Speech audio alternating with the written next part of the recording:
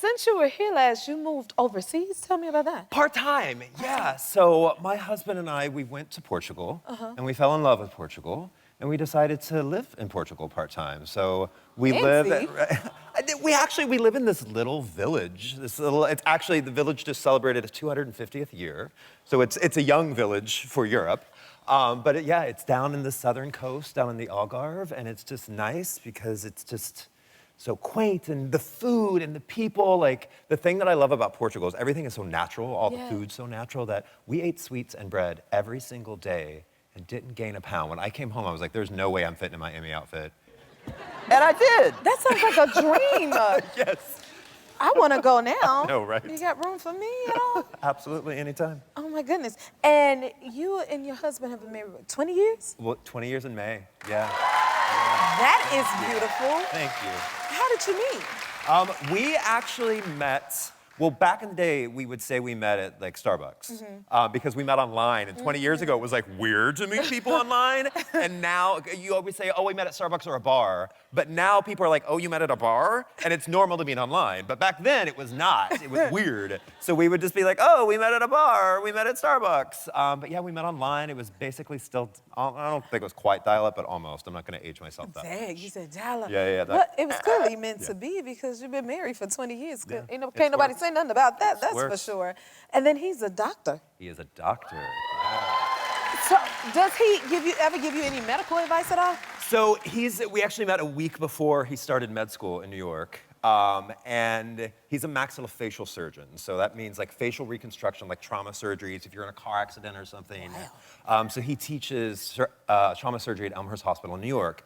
And so it's hard because since he does facial stuff, we'll be talking and all of a sudden I'll start to notice his eyes start wandering to like my forehead or my crow's feet. And I'm like, hey, snap out of it. What's wrong with my face now? Well, maybe need a little touch up on Botox. I'm like, great. Oh, wow, that is an interesting occupation. It's good to have, though. It's good to have. I take it that he thinks you have the most beautiful face in the world. As long as he maintains it. As long as he maintains it. Well, it's gorgeous to me. Thanks. Okay, this is your last season on Queer Eye. Yes. How has it changed your life? Because your life has changed so drastically. I mean, for one thing, I'm sitting here, which is incredible.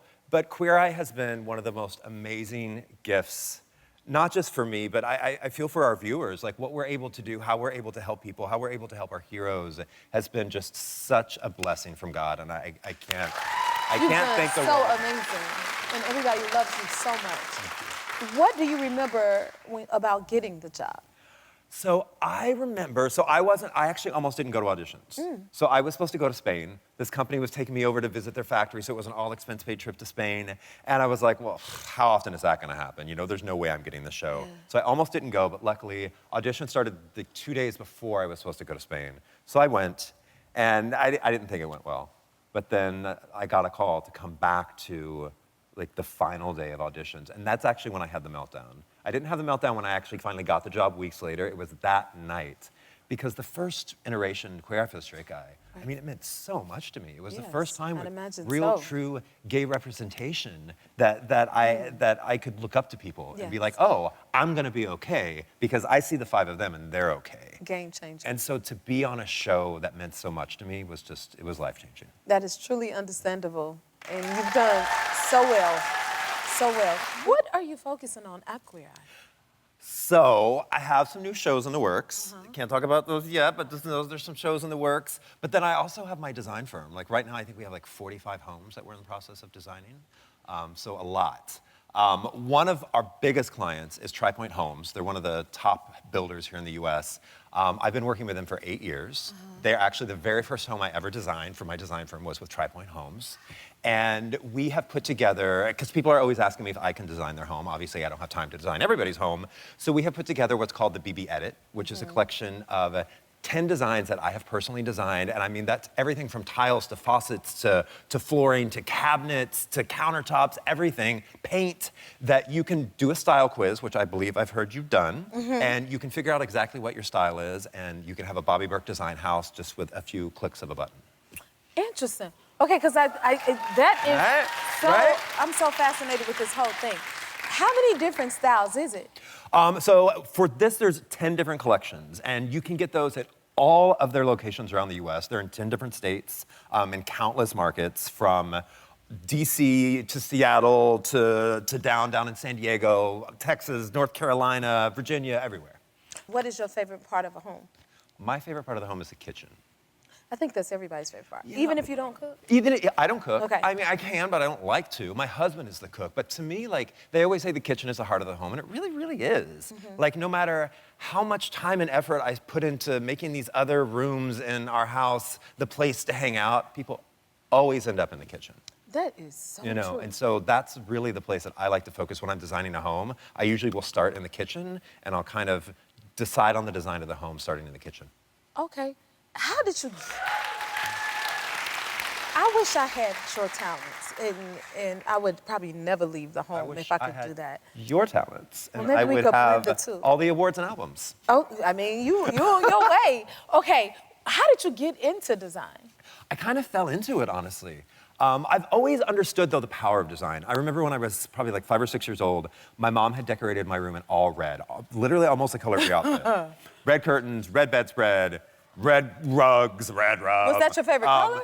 No, but I think she was just like, little boys, red, you know. But I was just like, I couldn't articulate this, but I was like, this gives me anxiety. Like, this is a lot, Mom. So I saved up my little $20 birthday checks that my aunts and uncles would send me, and I used, at 5 or 6 years old, I used my birthday money to buy home decor.